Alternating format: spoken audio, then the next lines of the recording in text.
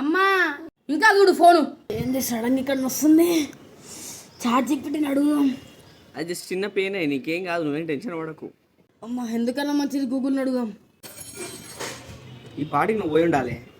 Situation తగ్గట్టు ఒక పాట పెడతా. అమ్మో యూట్యూబ్ అడుగుదాం. గుండె నొప్పి.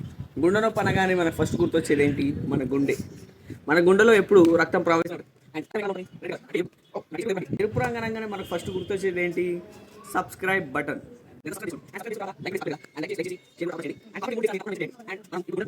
ఇక్కడ ముందు మన వీడియో స్పాన్సర్ గురించి డిస్కస్ చేసుకోవాలి.